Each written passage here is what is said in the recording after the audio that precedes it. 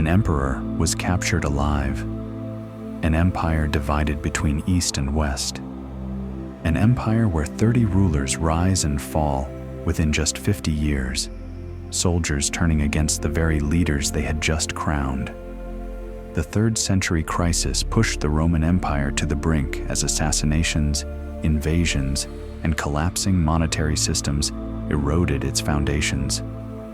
And then came Diocletian, who established a government system Rome had never seen before. One that promised stability, but demanded obedience.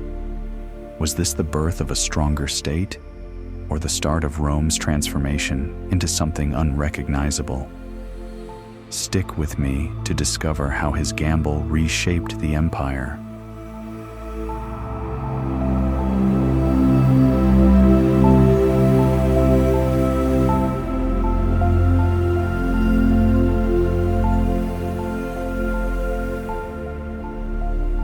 Hey everyone, thanks for tuning in.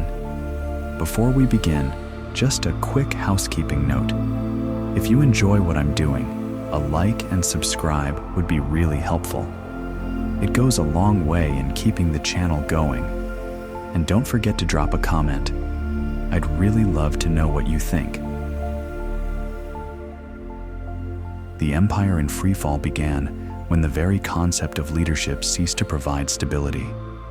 From 235 CE onwards, Rome faced not only external threats, but also internal disintegration. Power shifted so rapidly that the role of emperor became part of the chaos, rather than the solution.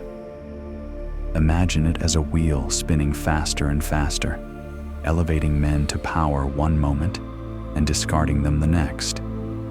In just half a century, around 30 emperors ruled, most for only brief periods. Few died peacefully. Some fell in battle. Others were assassinated by their own guards.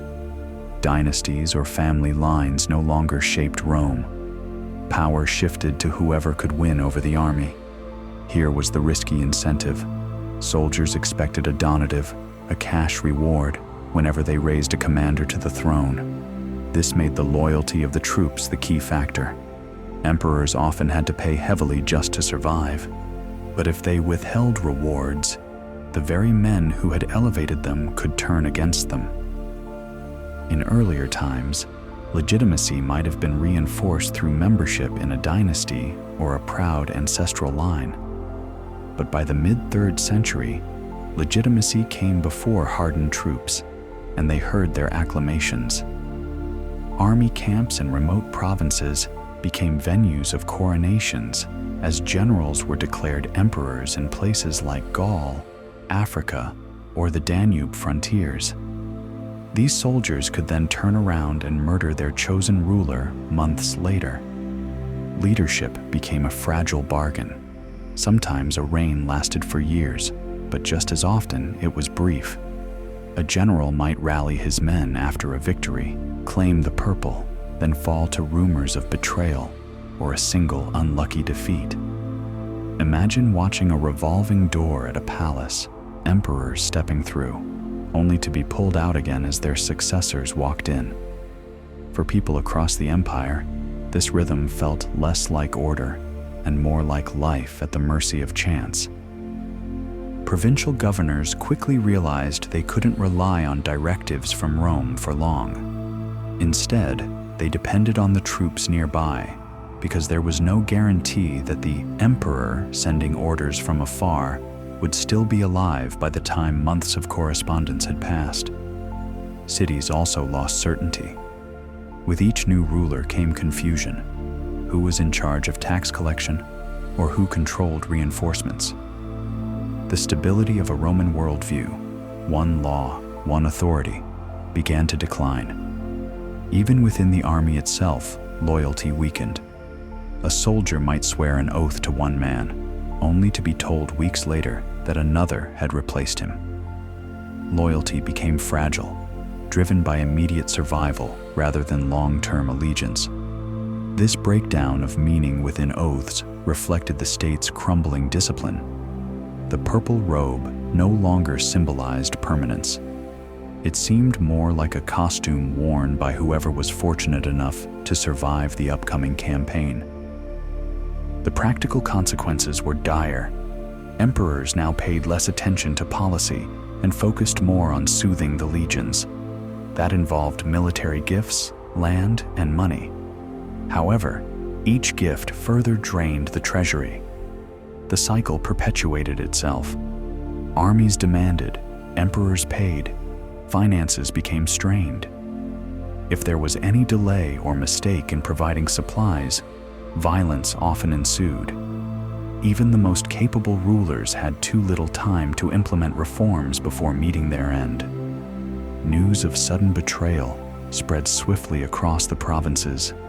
A general proclaimed emperor in one part of the empire might not have even stamped coins with his likeness before another rival emerged elsewhere. The empire fractured into competing Romes, each claiming to be the true emperor. To ordinary Romans, the ongoing spectacle of coronations grew almost absurd. They could attend grand ceremonies 1 month only to hear of an assassination the next.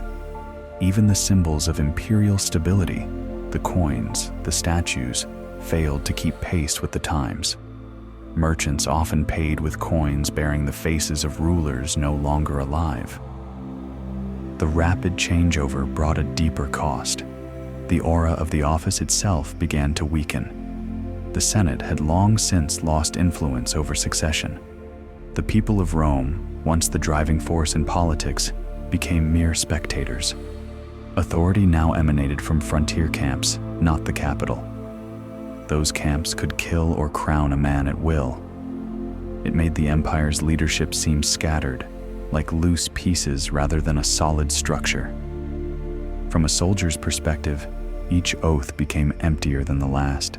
Swear loyalty, watch your emperor die, swear loyalty again. Over time, survival took precedence over honor or allegiance. Generals who seemed capable fared no better. A single mistake, a defeat on the border, or even suspicion from the Praetorian Guard could lead to a swift end. Political power was no longer something to build upon. It became something to cling to until the inevitable collapse.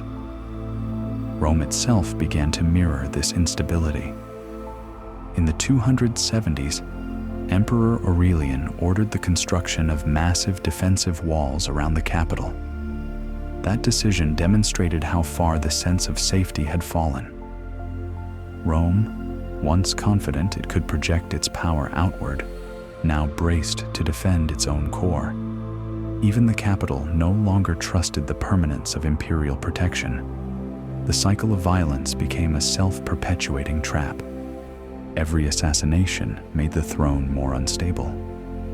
The more unstable it became, the easier it was for the next army faction to seize power. Citizens, meanwhile, looked on at leaders whose lives lasted only months and wondered what the empire could truly guarantee anymore. For many, what had once been the world's most reliable government now appeared as chaos wrapped in purple robes. And beyond appearances, the loss of legitimacy dismantled Rome's capacity to act. Diplomacy became inconsistent as rulers changed with the seasons. Taxation faltered because no one could trust that stability would return. Even military planning grew fractured, as commanders could not predict whether the authority giving them orders would outlive the campaign ahead. Without continuity, every branch of governance started to fray. People began to question whether the empire itself could stay united. If the most powerful figure in the known world could not keep his own throne safe, how could he possibly protect cities from attack, far-off frontiers from invasion, or trade routes from disruption? It was not just the emperors who disappeared one after the other. It was the glue of belief that once held Rome's society together around a central authority. By the late 3rd century, Rome faced a harsh reality. A vast empire whose rulers lacked stability, whose power was a prize for whoever controlled the nearest legion. and whose citizens no longer trusted the structures holding it all together. A machine built to project strength now appeared fragile at every turn. And this crisis of leadership would not stay confined to politics. Outside Rome's borders, forces were gathering. The empire was about to find itself squeezed, caught between enemies pressing from different directions, while its leadership was least able to respond. The question was no longer just about who wore the purple in Rome, but whether that robe could protect the empire's frontiers at all.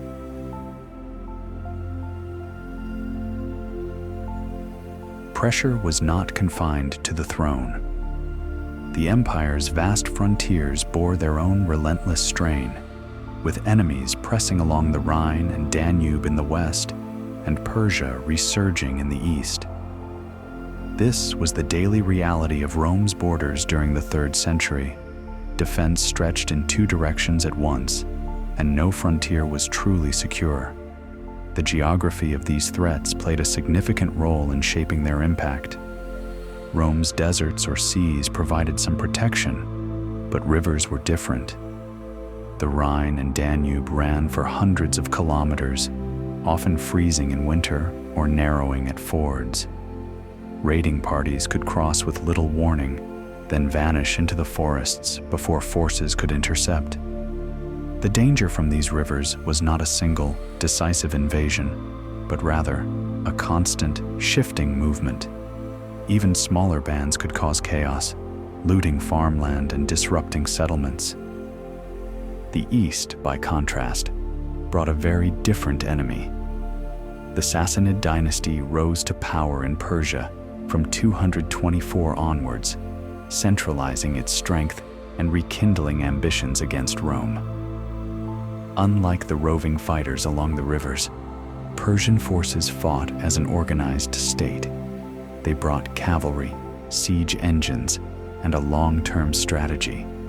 In 260, they captured the Emperor Valerian himself, reducing Rome's prestige in one of the most shocking defeats of the era. It vividly demonstrated that one frontier experienced scattered incursions, while the other faced the threat of full-scale wars orchestrated by a rival empire. That contrast left Roman emperors in a dilemma. Sending reinforcements east against Persia meant stripping troops from the Rhine or Danube. Strengthening the river lines left the east vulnerable to concentrated campaigns. No matter how resources were allocated, the other side felt the absence. The empire found itself constantly turning inward, marching legions back and forth to plug gaps. However, the strain of distance and the time it took to shift those forces often meant arriving too late. The cost of these decisions was borne at the highest level. Decius died in battle against Gothic forces on the Danube. Valerian never returned from Persian captivity. Generals risked not just their reputations, but their lives in these border wars. And when an emperor fell in such circumstances, the scramble for succession deepened the instability already pulling Rome apart. You might picture Rome's predicament like a dam with leaks on both sides. Every attempt to seal one weakness left another unattended. The army responded by moving units across vast distances, but behind them, towns and villages lost their garrisons. Farmers were recruited as laborers, food requisitioned, and taxes levied. Rural communities suffered depopulation, and local economies faltered under the demands of what often felt like a permanent state of mobilization. Life along the Rhine and Danube bore the heaviest burden. The rivers were not barriers that could simply be sealed off. They served as long, porous frontiers, with countless spots where raiders could attempt crossings. Think of it like trying to guard hundreds of open gates in a fence. A few soldiers in each watchtower could observe, but preventing every incursion was impossible. By the time a signal fire raised the alarm, the attackers might already be retreating. This cycle of crossing and counter-crossing demanded constant vigilance and sapped confidence among local inhabitants. It was not only frontier villages that felt the impact. The presence of legions had always bolstered local economies, supporting workshops, blacksmiths, food markets, and trade. When armies moved elsewhere, these economies collapsed. Families migrated, crafts vanished, and towns shrank. The effect rippled inward from the frontier, eroding stability further inland. Meanwhile, in the east, the Persian threat remained persistent. Their forces did not appear in endless small raids. Instead, they would pause for a while, creating an illusion of a lull. Then suddenly, with everything prepared, they would surge forward with organized campaigns capable of capturing fortified cities. Roman defenses in Syria and Mesopotamia became scenes of brutal sieges. The sudden collapse of a town or province did not just mean local loss. It suggested the empire itself was vulnerable to being pushed back. Timing was perilous for commanders.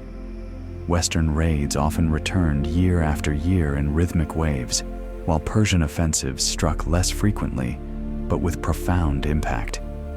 Effective defense required planning spanning decades, yet emperors themselves rarely lasted more than a few years.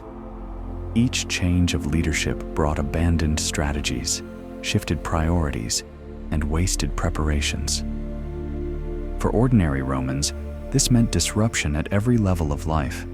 Farmers could lose livestock or land to raiders. Caravans found their routes unsafe as Persia disrupted connections to the east. Merchants who once relied on stable borders suddenly faced unpredictable risks. Even those in provinces untouched by raids still felt the effects as the state imposed heavier taxes to compensate for losses and fund ongoing campaigns. Currency lost its value, and trade slowed. Beyond economics, each setback challenged Rome's identity. For centuries, it had presented itself as the guarantor of peace, with its legions maintaining order and stability. News of emperors dying in battle or being captured by rivals shook this certainty. As more defeats occurred, Rome's claim to permanence appeared less convincing. For a society that had long prided itself on strength, this shift was profound. Geography offered no escape from the predicament. Rivers did not provide the same level of security as mountains, seas, or deserts did. Instead, they required constant vigilance. Persia, on the other hand, was impossible to ignore because, as a state, it repeatedly returned with sophisticated campaigns. While the empire looked vast on maps, in reality, it was a network of fragile lines. Each border needed strength, and that strength was diminished every time it was divided. It is crucial to see this not just as ongoing warfare, but as a slow wearing down. Borders were not permanently defended, they were tested each season. Even when Rome achieved victories, the relief was only temporary. Armies crossed back into hostile territory the following year. The empire began to feel under constant pressure rather than being protected from time to time. No single campaign could resolve the issue entirely. This gradual wear undermined Roman civic life just as much as it did Roman armies. Provinces near the borders faced displacement and destruction. Inner provinces were drained of resources to support legions. Rome itself, once the seat of power, became merely a ceremonial center, while the real struggle for imperial survival took place thousands of kilometers away. The cycle persisted.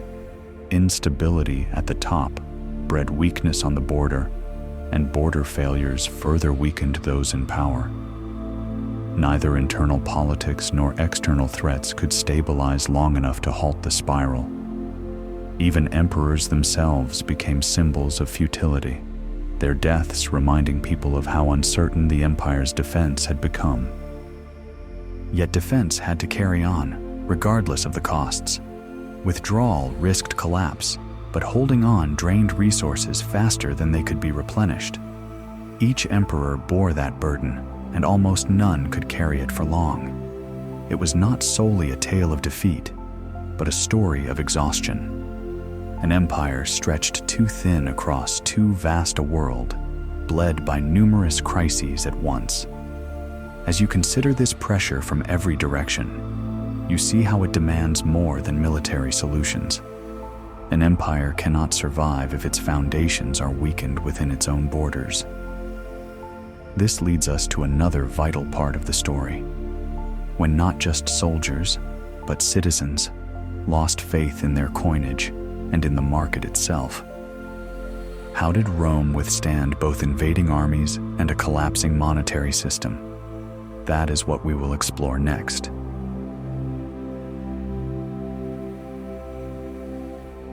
What drained Roman society just as harshly as frontier wars was the collapse of its money. The empire's armies demanded pay, provisions, and rewards, yet its treasury no longer had a reliable way to meet those costs. Rome lacked debt markets or bonds to borrow against, tools that later governments would depend on. With nowhere else to turn, emperors resorted to a risky shortcut. They decreased the silver content in their coins so the same amount of metal could be divided into more pieces. It initially seemed clever, but in reality, it eroded confidence in the currency itself. Roman money had always been linked to precious metal. A silver denarius was not just a symbol, but a guarantee of weight and substance. Citizens trusted that the shine of silver reflected real value. When emperors reduced the silver content, people soon noticed. The once shiny coins dulled into grayish tokens, visibly lighter and lacking heft. Official portraits still appeared on the surface, but they no longer represented the wealth people believed they possessed. Once that change took hold, prices responded. A coin with less silver bought fewer loaves of bread, less wine, and less grain. Sellers increased their demands, not because their goods had become more valuable, but because the exchange money had lost worth. This inflationary spiral was most evident in the wages of the legions. Soldiers continued to be paid in coin, but it bought fewer meals in town. A clever fix for imperial treasuries became another source of anger and unease among those Rome depended on to fight. Economists would later describe this pattern as bad money ousts good money, a simple rule where weaker currency circulates because people hoard the stronger notes. That is precisely what Romans did. Older coins with higher silver content were hidden away in secret hoards, while the cheaper issues piled up elsewhere. In the marketplace, only the currency that no one trusted was actively changing hands. Trust itself began to evaporate. Daily life in the markets painted a clearer picture. Imagine arriving at a stall for bread. Last month, a few coins would have been enough to buy it, but now the baker demanded twice as many. Prices shifted so rapidly that each purchase brought uncertainty. For small transactions, coins were abandoned entirely. Farmers carried sacks of grain to barter. Weavers offered cloth in exchange for nails or tools. People began to pay directly in goods because those goods retained real value, whereas coins no longer did.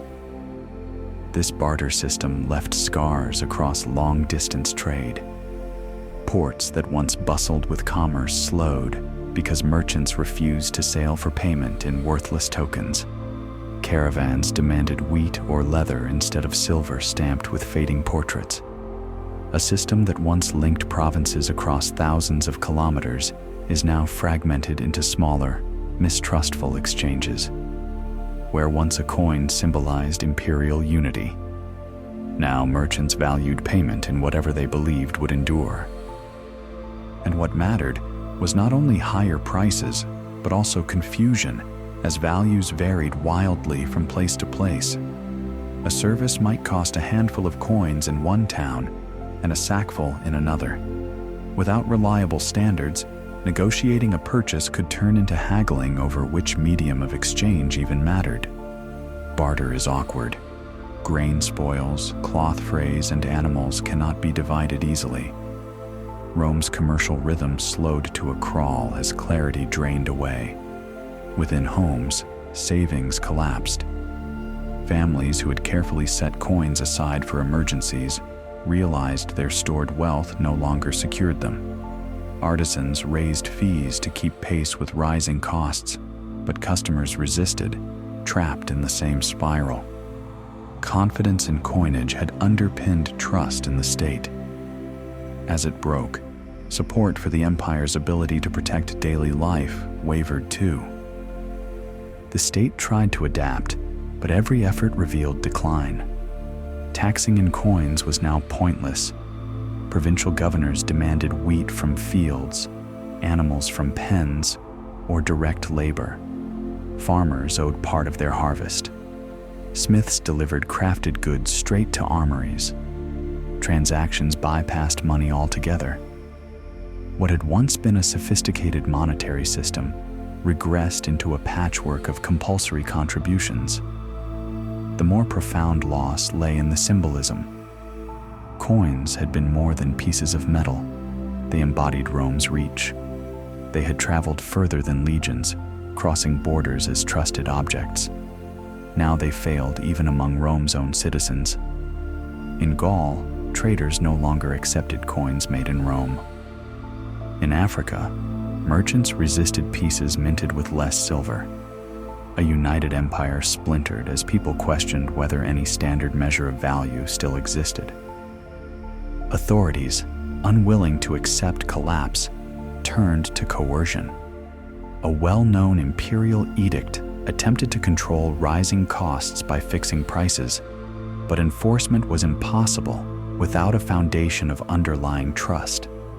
The government issued commands, but the market ignored them. Behind tax collection and price regulations, soldiers became the enforcers because there was no other reason left for people to comply.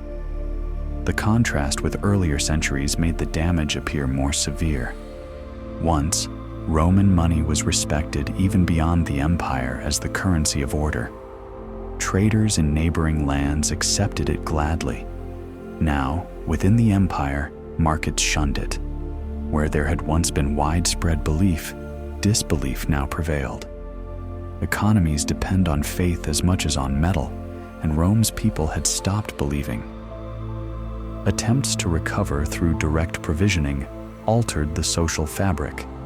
Legions began receiving rations of grain instead of cash. Municipal authorities demanded goods rather than tax payments in coin. Bureaucratic record-keeping expanded to track obligations not in terms of money, but in terms of output. A web of strict controls replaced voluntary exchange. The economy became something imposed rather than experienced. For emperors, the fall of coinage also diminished the significance of their image.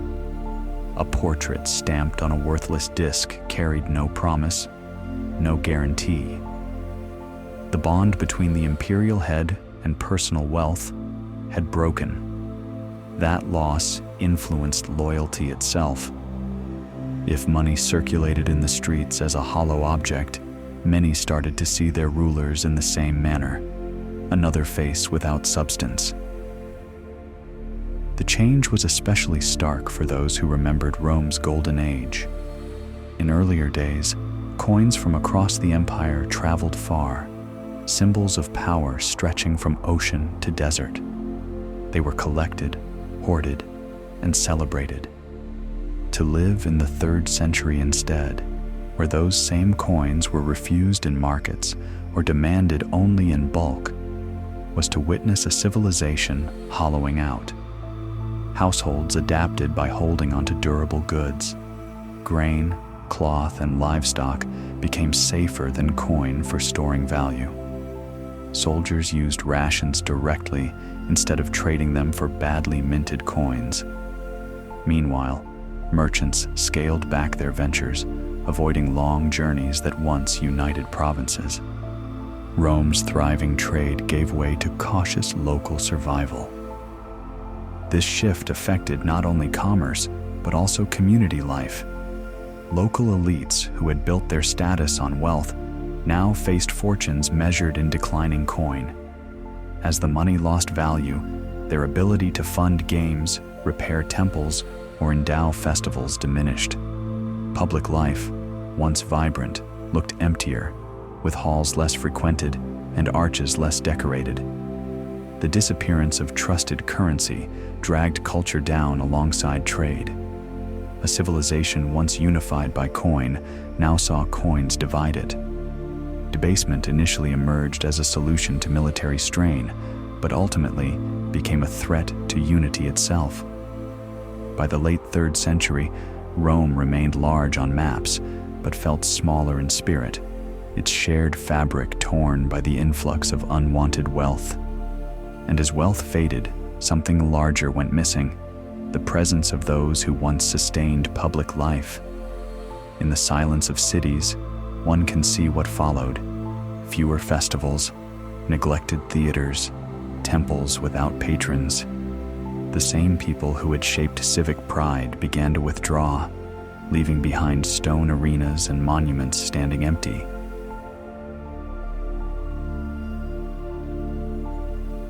The disappearance of the urban elites marked a turning point in Rome's civic life. These were the families who once gave shape and identity to their cities, and without them, the old system of public culture and local pride began to unravel. The vanishing of their wealth and influence was not simply a story of individuals losing status. It was the loss of the very glue that had bound communities together for centuries. At the height of Rome's prosperity, the role of elites was unmistakable. Drawn from landowning families, they channeled wealth not only into villas and estates, but also into the civic spaces that gave their communities prestige. They funded games in amphitheaters and contests in circuses. They financed dramatic performances, bath complexes, fountains, and new marble paving. Local temples flourished through their largesse, as donations covered priests' salaries and festivals in honor of the gods. Their contributions were crucial. The rhythm of polytheistic civic rituals depended on their continual support, and without it, these rituals could not survive. Their patronage represented not only generosity, but also a form of self-affirmation. Sponsoring a gladiatorial contest or repairing a theater stage guaranteed visibility and stature. Being recognized as the benefactor of the community was a way to secure honor for one's family and descendants. Wealth translated into social power, influence evolved into prestige, and prestige in turn fostered durable networks of loyalty, ranging from clients to political allies. You might imagine that money was transformed into reputation, with each new donation reinforcing the family's standing in society. All of this was destabilized in the 3rd century. The crisis that engulfed Rome diverted resources towards the army and the state, placing immense pressure on landowners.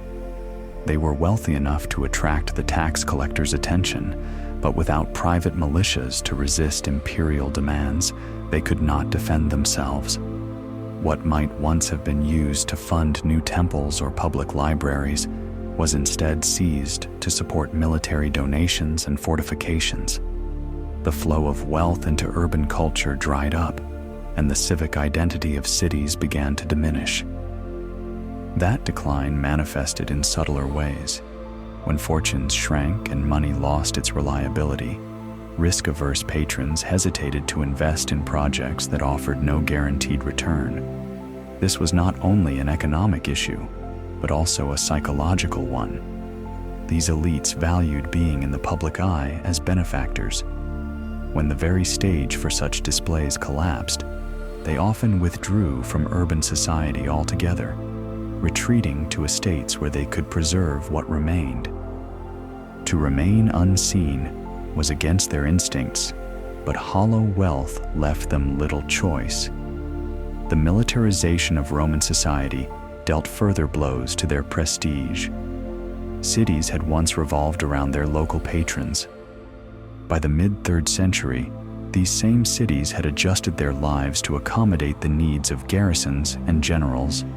The honor once given to the man who donated games shifted towards the commander who led troops. Public space changed its focus.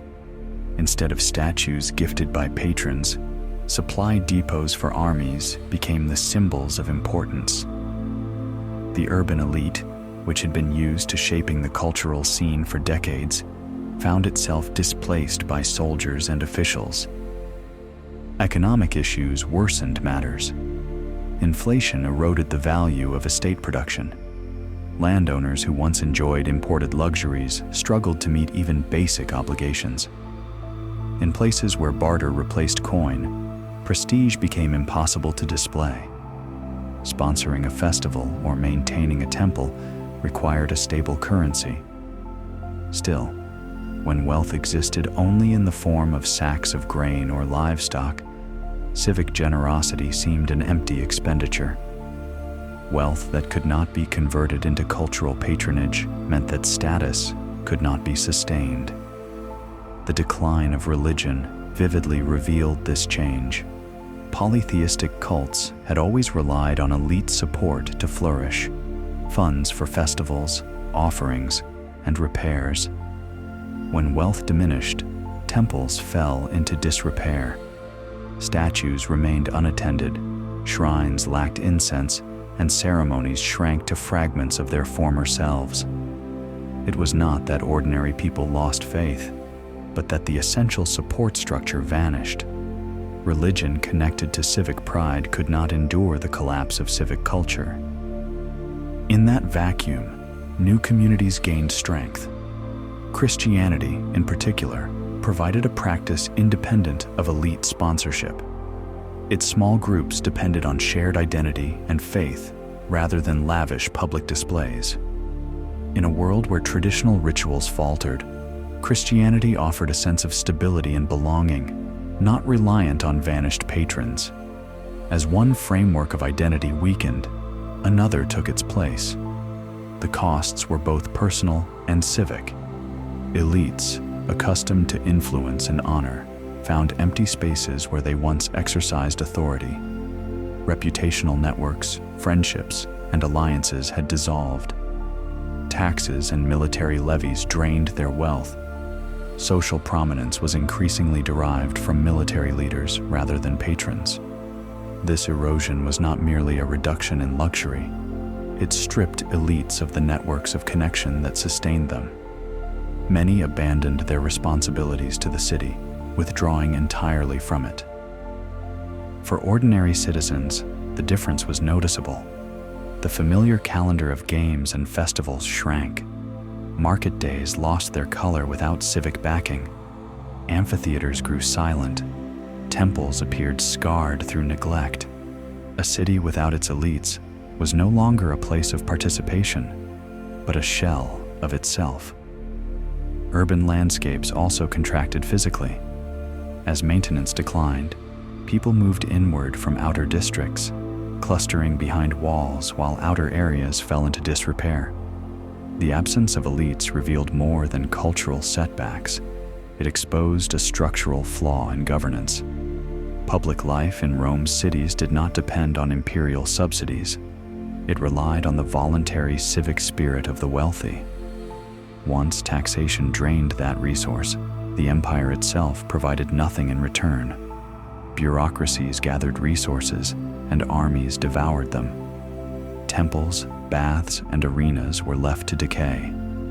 The system that once linked local generosity to imperial identity broke down completely. The consequence was a civic decline that went far beyond cracked stones. City life had once been inseparable from the empire's sense of itself.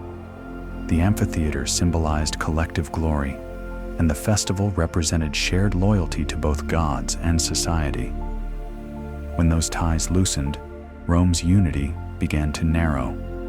It no longer rested in civic participation, but in the harsh bonds of soldiers and taxes. This transformation did not bring about Rome's complete end. Instead, it established a different foundation for power. No longer could emperors depend on the networks of civic patronage that had integrated the population into a shared culture. Instead, they needed to create systems that bypassed local elites entirely. The lack of regional cohesion demanded centralized control. This set the stage for one of Rome's most significant experiments, the moment when a rising emperor would attempt to reshape the political structure, not through elite generosity, but through systematic reform, taxation, and bureaucracy. The crisis of the cities would test the resolve of a single reformer.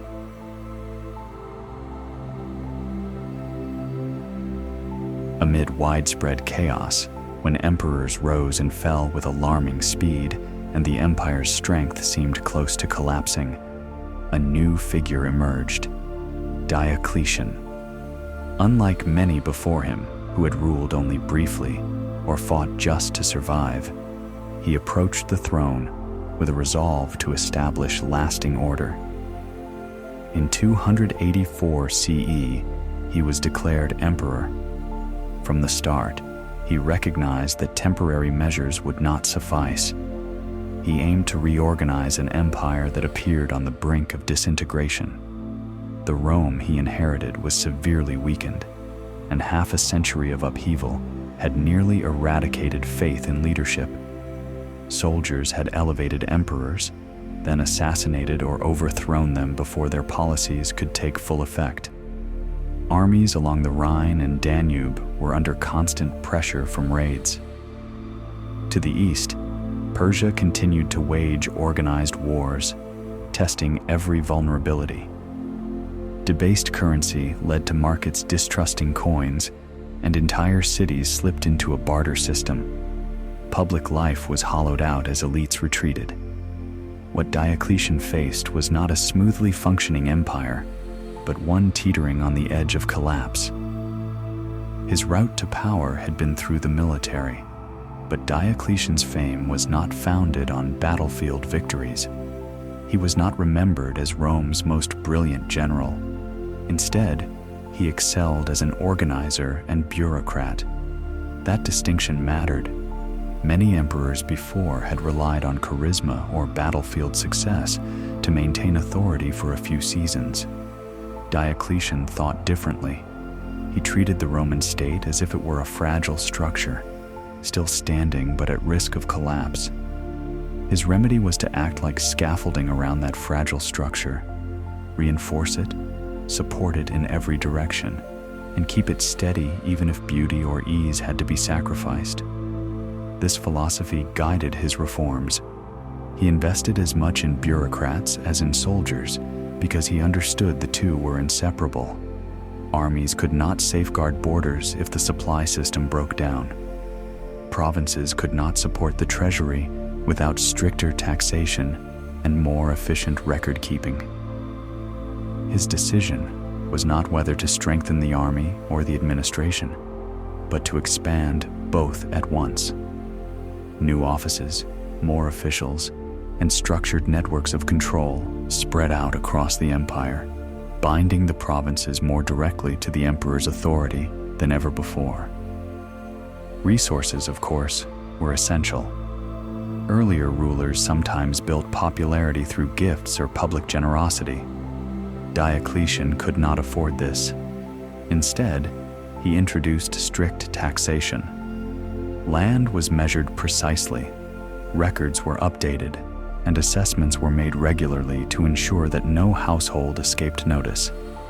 Taxes took various forms: grain, livestock, fabric, metalwork. But increasingly, their purpose was singular: to supply soldiers and officials. Coinage, weakened and mistrusted, faded in importance. What replaced it was direct collection and redistribution by the state. ensuring food and equipment went where armies needed them. The burdens on ordinary people, however, grew heavier than ever. Families found themselves tied to obligations that lasted across generations.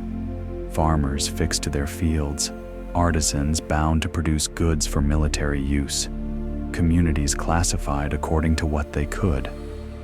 This was the human cost of survival. With each new measure, the scope for choice narrowed. Where once civic pride and voluntary patronage funded theaters and temples, now the state demanded produce and labor to fuel its machinery. The system strengthened the empire's backbone, but left individuals with stricter duties and fewer freedoms. Diocletian's aims can be clearly described. He sought to stabilize succession, restore the economy, and protect the frontiers. Among these goals, historians agree his greatest successes lay in strengthening the borders and reorganizing imperial rule so that authority no longer shifted helplessly from one murdered emperor to another. In other areas, the burdens of reform were felt more painfully, but the clarity of his objectives shaped every policy he pursued. To achieve these aims, he built structures that outlasted him. Taxation became a precise, systematic process. Grain feeds replaced coin payments. Officers in the provinces were made directly responsible to the emperor's representatives, reducing their independence. While people often resented the burden of this oversight, it strengthened Rome's resilience. The empire began to resemble less an extended city-state and more a vast machine.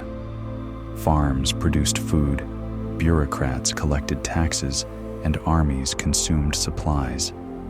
In that light, grandeur mattered less than survival. Diocletian accepted that grandeur might have to fade so long as Rome endured. However, even this did not resolve the most pressing problem: succession. Supplying troops and guarding frontiers meant little if each emperor's murder only plunged everything back into chaos. Here, Diocletian made his boldest innovation. He concluded that one ruler alone was too weak for an empire of this size, too vulnerable when rebels or invaders struck. The solution was to change what it meant to rule, to share authority among multiple emperors working together. It was a structural gamble unlike anything Rome had previously attempted. Before reaching that point, it is worth noting what set Diocletian apart. Others had patched problems with bribes, quick campaigns, or fleeting promises. He built entire systems, including taxation that recorded every estate, ministries that inspected production, and supply chains that consistently fed entire armies. These were not measures designed for a single crisis, but frameworks intended to sustain Rome beyond his death. That choice reveals a steady planner who did not expect the old order to heal itself simply. As a ruler, then, Diocletian was remembered less as a hero emperor and more as a manager with extraordinary reach. He organized, supplied, and commanded. He endured because he held Rome together through administration and order, rather than through dazzling victories. Without him, many believed the empire might have collapsed entirely in that generation. Yet his governance was not without difficulty. It preserved Rome by transforming it. Citizens lived under stricter supervision, heavier tax regulations, and military priorities that overshadowed civic life. What Rome gained in resilience, it lost in freedom and spontaneity. One issue persisted: the deadly cycle of emperors. No matter how strong his scaffolding, it would not endure as long as rulers were created and deposed by armies desperate for rewards.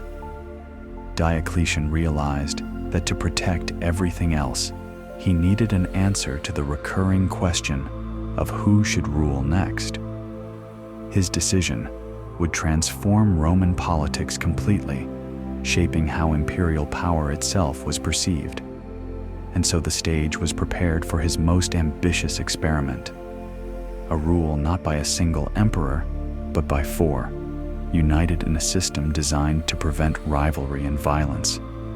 It was the Tetrarchy, a model as remarkable as it was unusual, and it offered Rome a chance of survival through shared authority.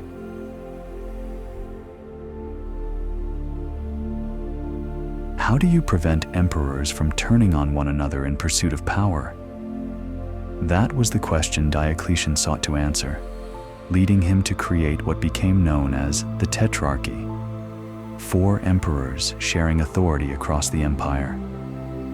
His idea was straightforward: 2 senior rulers, called Augusti, each paired with a junior colleague, a Caesar, who acted as apprentice and successor. One pair governed the east, the other the west. Through this arrangement, succession was no longer left to chance or violence, but embedded directly into the system. At its core, the structure institutionalized succession. Each Augustus ruled his half of the empire, with a Caesar at his side, learning the arts of command while preparing to take over in due course. When an Augustus stepped down or died, his Caesar would succeed him, and a new junior would be appointed to maintain the chain. Instead of leaving the throne to the whims of soldiers or assassins, leadership was designed to operate cyclically. For Romans weary of instability, this offered a sense of security.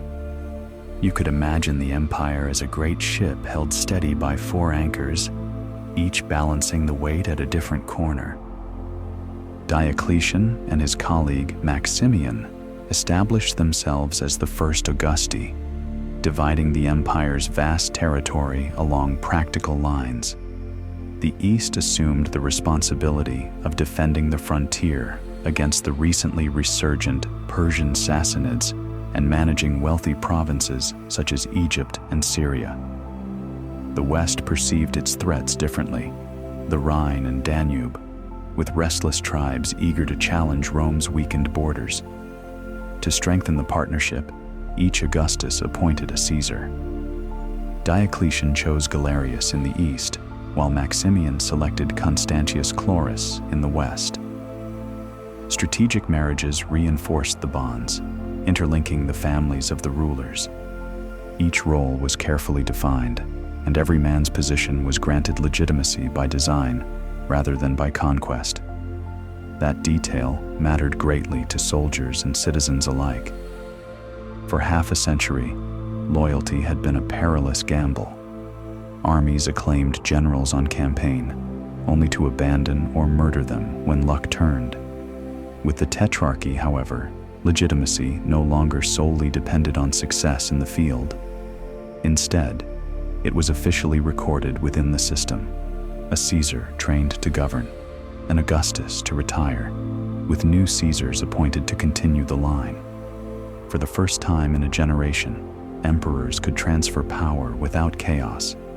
Remarkably, in 305, Diocletian and Maximian even abdicated together, stepping aside to let their Caesars rise, an act almost unimaginable in earlier centuries.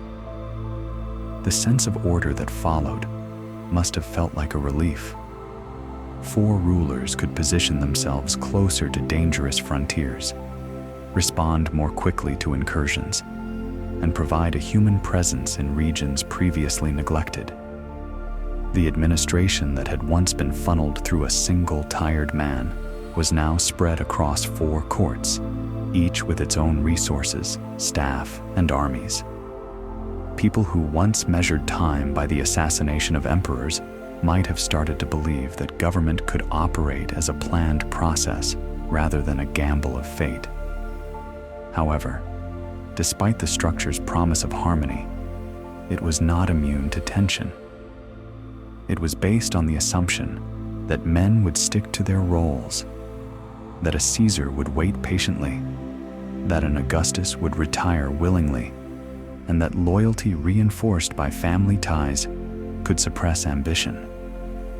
In reality, ambition is rarely so easily contained. The Tetrarchy remained in effect as long as its founder and strongest voice, Diocletian, was alive and supported it. After he and Maximian abdicated, the next generation of emperors soon found that neat rules could not control personal rivalry. Within a few decades, the system collapsed into renewed civil wars, culminating in Constantine's rise to sole power. Nevertheless, it achieved something significant in the short term. The empire regained breathing space. Troops were better directed to where they were needed, taxes were collected more orderly, and succession, if only briefly, looked predictable. For an empire that had nearly collapsed during the 3rd century crisis, this was no small feat. This is because structures offer more than temporary calm. They reshape expectations. Romans began to believe that imperial authority could be shared, calibrated, and maintained without bloodshed in the Forum. Even if this peace did not endure, it temporarily reset the rhythm of Roman politics. There is also the question of what dividing the empire symbolically meant. Initially, it was a practical response to size and defense issues. However, the presence of dual courts and separate headquarters became habitual. Administrators served eastern or western bases. Soldiers pledged loyalty to emperors in different parts of the empire. Over time, people's perspectives also shifted. They began to speak and think in terms of Eastern and Western Roman worlds, identities shaped equally by geography and politics. Lines once drawn tend to become permanent, even if their creators meant them to be temporary. The Tetrarchy, aiming for unity, inadvertently set the stage for lasting division. Analogies can help explain why this was both powerful and risky. Imagine a household run by 4 guardians, each with clear duties and established rules regarding succession. As long as each respected his role, the structure promised security for everyone in the house. But if one believed his time had come too soon, or if another refused to retire, harmony quickly broke down. The Tetrarchy shared that fragility. Its design was sound on paper, but it depended on cooperation that was not guaranteed in human affairs. For Diocletian, however, the purpose was fulfilled. His goal was never to ensure harmony for centuries, only to create space for Rome to recover. By dispersing responsibility, he halted the hemorrhage of leadership turnover, even if only for a generation. When critics look back, they often judge whether the Tetrarchy was a success or a failure. In truth, it did both. It stabilized an empire that had appeared near collapse, but it also generated new tensions that later emperors could not resolve peacefully. The greater legacy may lie less in its immediate success than in the lessons it taught. It demonstrated that the empire could no longer rest on the charisma or presence of one man. Complex bureaucracies and vast frontiers demanded decentralized control. It proved that the Roman world was too enormous and unstable for a single supreme commander to manage effectively. Long after the Tetrarchy collapsed, echoes of its design persisted in the permanent split between East and West, and in the Byzantine Empire's enduring reliance on Diocletianic structures. It also changed how emperors were viewed. With 4 courts came 4 centers of grandeur. Rulers became more ceremonial, more formal, and less accessible in person. People no longer linked authority to a single visible man, but to an office that could be replicated. The emperor himself became less of a neighbor in a toga and more a distant symbol embodying imperial order. Political culture shifted accordingly. A ruler was not part of the forum, but elevated far above it. The paradox of the Tetrarchy was that it saved Rome for a generation, but also highlighted the empire's fragility. Stability could only be achieved through carefully constructed support structures. remove the support, or weaken the will to adhere to its rules, and the structure quickly collapses. That fragility did not diminish what Diocletian achieved, but it reminded Romans that survival, not grandeur, had become the accurate measure of success, and survival required more than just shared rule. If the emperor was to be one of 4 presiding over such a system, his image had to command respect beyond any individual's charisma. Authority needed to stand apart from the man, appearing elevated and untouchable. In the years ahead, Diocletian would take the next step, reshaping the very role of the emperor into something distant, ceremonial, and almost sacred.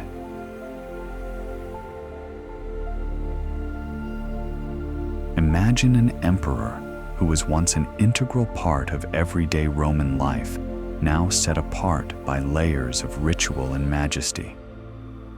Under Diocletian, the office was reshaped into something that no longer resembled an approachable magistrate, but a figure invested with sacred distance. The man who wore the purple robe could no longer be treated as a neighbor or simply walked past in the forum. He became the focus of an elaborate ceremony, and his presence was enveloped in reverence. This change was not merely superficial. It aimed to restore the authority of a role that instability had stripped of meaning. Diocletian recognized that the constant cycle of assassinations and impostors had made the purple feel like a costume rather than an enduring institution. Soldiers and citizens had come to see emperorship as temporary, almost a prize to be won or lost. To restore significance to the office, he had to make it seem untouchable. His solution was to change how people thought about an emperor, not as an ordinary human leader, but as the living embodiment of imperial order. Earlier generations stood in sharp contrast to this. In the 2nd century, the so-called good emperors freely mingled with their people, holding open audiences in a manner that suggested familiarity. In comparison, Diocletian's style of power demanded submission. Court protocol stipulated prostration, acts of bowing deeply, or even lying flat on the ground before approaching him. This resembled the proskynesis seen in Eastern courts, gestures that placed the emperor well above his subjects. Such rituals left no doubt in people's minds. They were not the equals of the one they served. The strategy went beyond merely ritual behavior. The emperor's clothing served as a symbol. Purple robes, shining insignia, and elaborate crowns distinguished him as extraordinary. No other Roman could wear such garments without facing punishment. Seeing him in this attire was a visual reminder of his distance. Even coins circulated across the empire reinforced this image, stamped with portraits and slogans that proclaimed him chosen, sacred, and distinct from the common people. Architecture also reflected these changes. Palaces expanded in size and complexity, featuring multiple layers of gates, courtyards, and halls.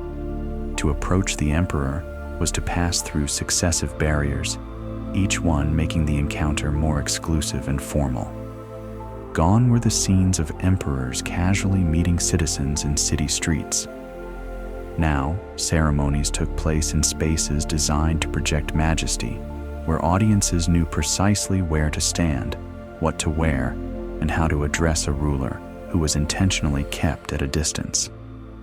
For Diocletian, this distance was not about indulgence, it was about protection. Familiarity had proven dangerous. When emperors appeared too much like ordinary generals, soldiers felt free to replace them. Conversely, a sacred emperor was more difficult to challenge, as it was not merely rebellion against a man. It felt like defying the order of the empire itself. Ritual and symbolism added layers that assassins or rivals could not easily remove.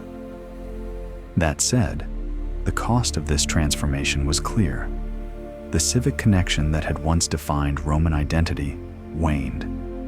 For centuries, citizens had taken part in festivals, games, and acts of patronage that linked them personally to their ruler's generosity.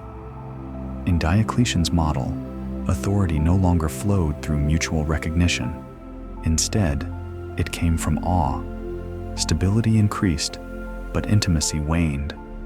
Romans obeyed not because they felt part of their emperor's civic life, but because the office demanded reverence. You can think of this as a trade. Diocletian bought stability by selling accessibility. The emperor gained an aura of majesty, while the people lost a familiar figure they could see as one of their own. Ritual strengthened loyalty in the moment, but at the expense of shared civic connection. The message to every subject was unmistakable. Emperors were above, not among, their people. In practice, the transformation also improved command and control. Orders given by someone cloaked in sacred ceremony carried more weight. Soldiers and administrators were less likely to see decrees as negotiable. The emperor's distance served as a shield for authority. Bureaucracy responded with stricter obedience. In times of invasion and financial collapse, this consistency proved crucial. A holy emperor demanded universal recognition, smoothing over the cracks of constant change that had troubled Rome. The imagery that emerged during Diocletian's reign did not remain confined to his era alone. His portrayal as a semi-divine ruler established a framework that subsequent Christian emperors would adopt. When Constantine and his successors aligned their rule with Christianity, they did so within a pre-existing structure, the emperor as sacred, exalted, and obeyed through ritual. This foundation was laid by Diocletian's groundbreaking reshaping of imperial imagery. This ritualized model prepared the way for later rulers to claim sacred authority in ways that would persist into the Middle Ages. For those living under his rule, the effects were evident daily. When they entered his court, they understood their actions were rehearsed. They bowed deeply, spoke sparingly, and only looked when signaled. When they saw coins or statues in city squares, they saw not a man, but a symbol of permanence. When news of imperial ceremonies spread, awe and distance shaped their impressions of the event. For better or worse, these experiences replaced civic familiarity. On a deeper level, this reinforced a new relationship between the center and the provinces. Even governors and generals, long powerful in their own regions, were drawn into the orbit of ritual recognition. Kneeling before the purple robe reminded them that their positions, however influential, derived from authority above them. The emperor no longer appeared as a negotiator balancing elites, but as a power radiating downward through appointments and decrees. This was the essence of the strategy. When coins failed to inspire trust and local patrons were unable to support civic life, the emperor's persona had to embody the significance of the empire. By making himself the sacred symbol of Rome, Diocletian provided a single point of focus. The empire could fragment in other ways, but its ruler had to remain untouchable. The change persisted well beyond his generation. Once the office had absorbed ceremonial reverence, it could not easily revert to casual accessibility. Successors inherited robes, rituals, and palaces designed to project majesty. Even when civil war or chaos returned, the idea of an approachable emperor vanished. The role had been permanently elevated, and no one could revert to being an ordinary magistrate once the throne had become something higher. Diocletian, however, had no illusions that imagery alone could sustain the empire. Rights and distance created stability, but Rome still needed to feed its people, soldiers still needed pay, and trade still demanded certainty. Authority clothed in purple could command respect, but could it guide economies? Could ritual, law, and decree repair a fractured marketplace?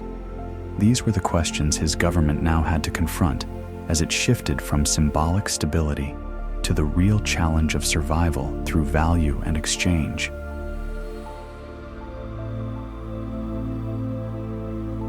Can law repair an economy already collapsing?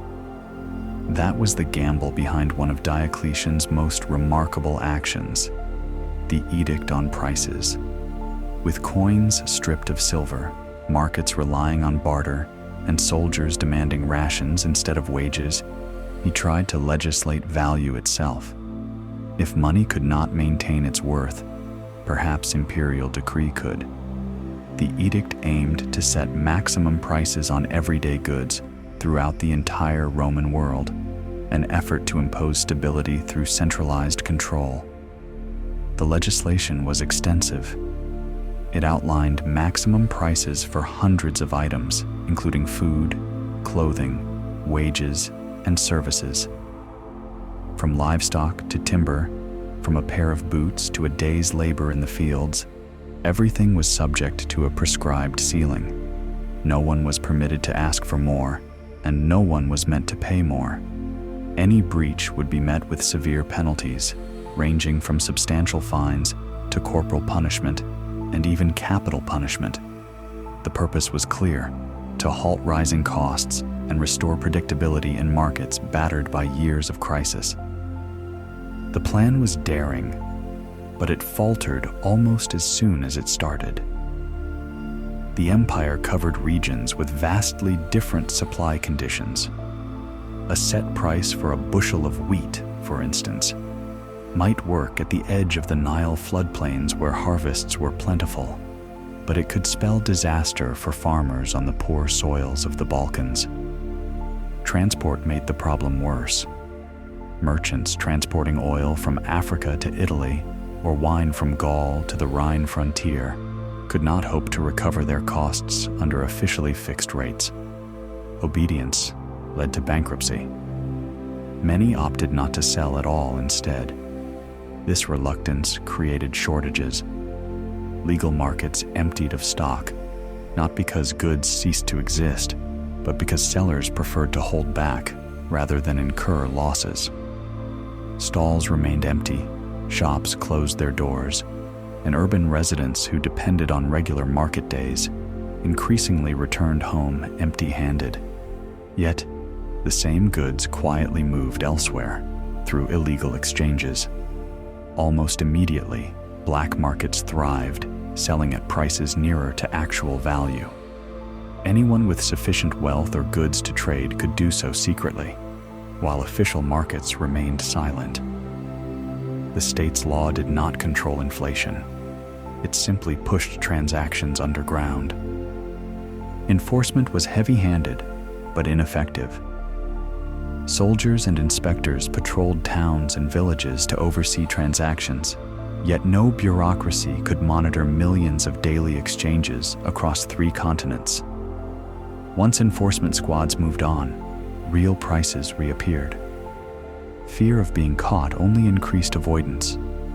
People skipped trade altogether rather than risk punishment for breaking rules they could scarcely survive under. The state demanded obedience, but pressure pushed the economy along routes the law could not reach. The severity of enforcement was acutely felt. To imagine people executed for selling bread at a price that merely covered baking costs reveals the desperation within the government. To ordinary Romans, the edict seemed contradictory. Laws intended to restore fairness ultimately eroded trust. An artisan might swear he had sold at the official ceiling, but discreetly demand side payments in kind before delivering the order. Farmers often offered only token amounts at legal prices, concealing larger reserves for clandestine deals. On the surface, obedience; beneath, a parallel economy. For those who tried to comply, the consequences were severe. A weaver might need wool but could not buy it at the official price. A baker might struggle to purchase flour without breaking the law. Their trades slowed, and their income declined. Citizens paid the highest price, caught between empty markets and the risks of black market dealing. Daily life became unstable. The act of buying food, firewood, or shoes was colored by hesitation, anxiety, and suspicion. One truth sat at the core of this failure. Decrees could not change the value of debased coin. Edicts fixed numbers on tablets, but they could not restore silver to metal discs. Romans recognized this. Regardless of the law, the underlying currency lacked trust. Real exchange depended not on commands, but on supply, demand, and confidence. Once that trust was gone, no amount of fine print could restore it. The futility was most evident in simple examples. If the law stated that a loaf of bread should sell for 1 coin, but the grain needed to bake it cost 2 coins under actual conditions, no legal trade could operate. Bakers would stop supplying openly, customers would turn to secret deals, and the law would become meaningless. The more rigid the state became, the more people's workarounds grew. It was, essentially, a stalemate between decree and reality always ultimately prevailed. Resentment built on multiple fronts. Traders saw interference as disastrous. Customers grew frustrated when staples vanished from public markets, and officials resented the impossible enforcement tasks. Everyone felt wronged. The state's reliance on punishment fostered bitterness instead of loyalty. The edict bred distrust rather than order. Eventually, it collapsed. Administration could not bear the cost of policing everywhere.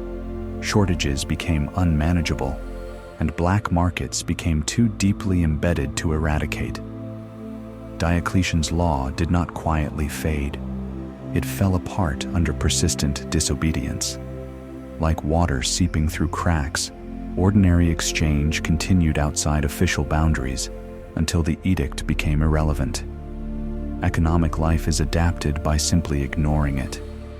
Historians now observe that the edict's significance lies less in its practical impact and more in what it revealed. It demonstrated how desperate leaders had become, resorting to sweeping legal measures in the hope of halting inflation. The authorities realized that typical solutions, such as coin reform and market incentives, were no longer sufficient. The very scope of the edict, covering nearly every commodity, reflects the mood of a system under intense pressure, where any possible measure had to be attempted. But clarity also emerges in hindsight. Stabilization, when it eventually occurred, did not stem from price fixing. Instead, it resulted from tighter systems of taxation and direct redistribution, measures that bypassed unreliable currency altogether. Better bureaucratic control over harvests, supplies, and resources, rather than the edict on prices, afforded Rome a degree of long-term resilience after the crisis. The edict was bold, but ultimately a dead end.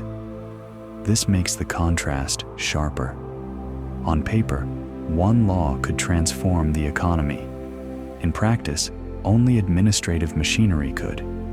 The lesson remains clear when considering modern price controls. In short bursts, they can limit extreme surges, but they rarely restore confidence. For Rome, confidence required something different, organizing resources from the ground up. The edict's failure, filled with black markets, shortages, and resentment, underscored this necessity. The collapse of the law paved the way for the next stage. If coins were too weak and decrees too brittle, Rome would anchor itself in bureaucracy instead. Grain, cloth, and livestock would no longer flow through unreliable markets. They would be gathered directly, taxed in kind, and sent to the army and administration without using money at all. And so, the empire shifted from attempting to command its economy through words to doing so through structures. What began with a failed edict would develop into a vast system of officials counting, taxing, and transporting resources across provinces with relentless regularity.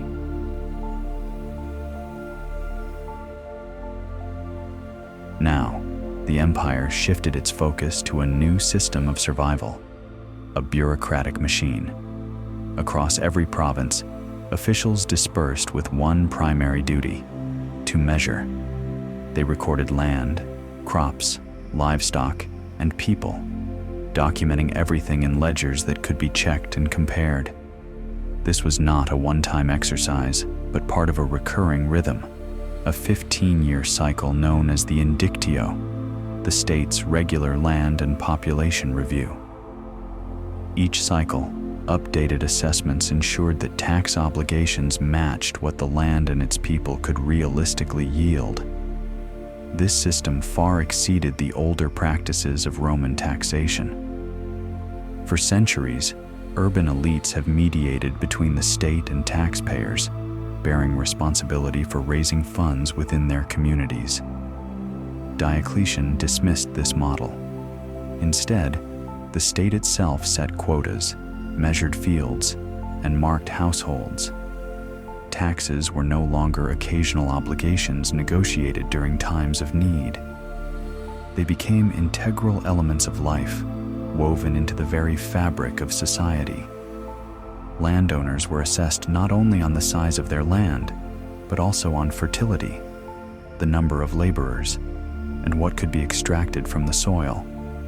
Wheat, oil, animals, and even hours of labor were calculated as bases for contribution. Because these obligations were recorded and reiterated, they did not vanish within a single generation. A farmer's family inherited the tax commitments assigned to their holdings, often binding children and grandchildren to the same duties. In practice, those who cultivated the land became more tightly linked to it than ever before, not just through growing crops, but by bearing a burden that persisted through time. Tax quotas were passed down like heirlooms, fostering a society where mobility diminished and predictability increased. This was accompanied by collective responsibility, where villages shared quotas as units. If one household fell short, others were expected to compensate. The rule discouraged evasion, but it also generated anxiety. A neighbor's misfortune could become your own problem. Communities learned to police themselves, urging members to make their contributions and prevent flight. Although this made tax resistance more difficult, it also bred resentment. You were not exempt from obligation, even if your own field prospered. The failure of others quickly affected you. With each review and assessment, Rome's bureaucracy became more complex. It did not merely collect figures on paper. It established real networks that transmitted information and commands. A strengthened state postal system formed the framework that held it together, delivering imperial orders to the farthest reaches of the empire and bringing local data back to the center.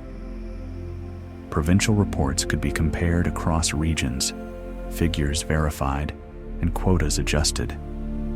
Governors and emperors relied on this flow, treating the empire less like a mosaic of independent communities and more like a single estate under central control. Feeding the army was a central component of this system. Once, soldiers received regular wages in coin, which they spent in local markets. But as money lost its value, supply had to be reorganized from the ground up. Under Diocletian's reforms, soldiers did not wait for coins.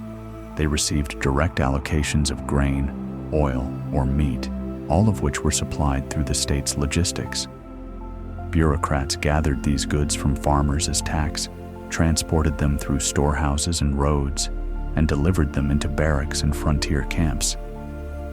The military ceased relying on civilian markets and instead depended on government handouts. For the soldier, survival was clearly linked to the emperor's supply lines. For for the state, this system secured loyalty more reliably than coins that no one trusted. The empire at this point resembled in some ways a vast engine designed to sustain its legions. Each province functioned like a gear, with every farm acting as a tooth that turned in harmony with the larger mechanism. Harvests entered the system, transport networks moved them onwards, and garrisons consumed them at the final stage. Civic grandeur and ancient traditions mattered less than maintaining the frontier lines. The focus narrowed to preservation through control, prioritizing feeding troops above all else. Ordinary people observed the shift in daily life. Tax officials became constant figures, not occasional visitors. Shortfalls resulted in penalties that could devastate households. Villages operated as extensions of the state's needs, with limited flexibility to adapt to personal misfortune. Families, once guided by seasonal rhythms, now endured the relentless pressure of quotas and ledgers. The state's demands determined the rhythm of life just as much as the harvest cycles themselves. Artisans and workshops also experienced change. The state's requirements took precedence over private enterprise. If armor or cloaks were needed for soldiers, orders for the army outweighed any needs of local buyers. This could provide steady employment, but it removes choice. Craftsmen responded to directives rather than demands, producing what the state specified whenever asked. The vitality of craft and trade shifted even further towards serving the military system. The civic culture that once defined Rome's cities also withered under this burden. Where wealthy patrons once funded temples, theaters, and games, those efforts were replaced by the strict language of quotas and requisitions. The city was no longer a stage of shared pride, but a hub through which resources had to be channeled. By shifting the balance so firmly from self-directed local life to state-directed bureaucracy, Diocletian redefined the empire's social core. Yet this rigidity brought Rome something it had not experienced for decades: stability. Supplies became consistent.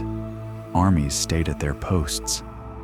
Borders held against enemies more reliably than under the cycle of assassinated emperors. Everyone carried a heavier burden, but that burden prevented Rome from completely falling apart. Measured predictability replaced violent chaos. From a survival perspective, these reforms succeeded. They displeased, but they preserved. This preservation came at the cost of freedom. Farmers tied to their land passed down their duties to their children. Migrating in search of new fields or fortune became almost impossible. Artisans locked into imperial service found themselves unable to change trades. Communities responsible for collective duties had less room to maneuver. Each person felt their opportunities shrinking. However, for Diocletian, this narrowing was the price of endurance. After decades of crisis, control mattered more than choice.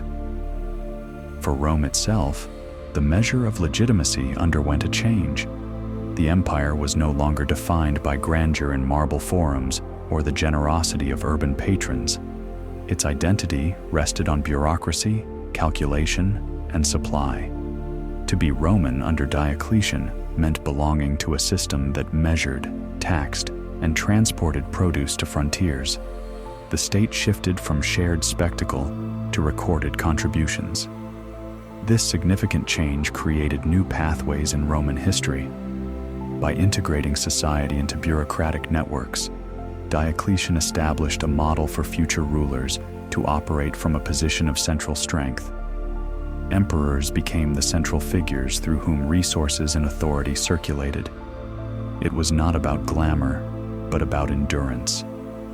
People might have felt ground down by the machine, but that very machine sustained the state when, without it, collapse would have been closer. Thus, Rome did not recover by recreating its former splendor, but by transforming into something different The reforms provided stability, but at the expense of the open civic life that once defined the empire. What endured was secure, but also more rigid and centralized. This laid the groundwork for the next phase of change, where the very notions of legitimacy began to evolve, guiding Rome from its past towards an uncertain future. Rome's final gamble was Diocletian's reform program, a vast reshaping of the empire that stabilized frontiers, extended emperors' time in power, and prevented the state's collapse. But what emerged from the crisis was not the Rome of old. It was a centralized system driven by taxation, bureaucracy, and ceremony. The paradox is evident. Diocletian preserved the empire, yet in doing so, he changed its nature. His measures kept the West alive for about a century and provided the East with structures that would endure as Byzantium for over 1,000 years. His gamble kept civilization intact while transforming what it meant to be Roman.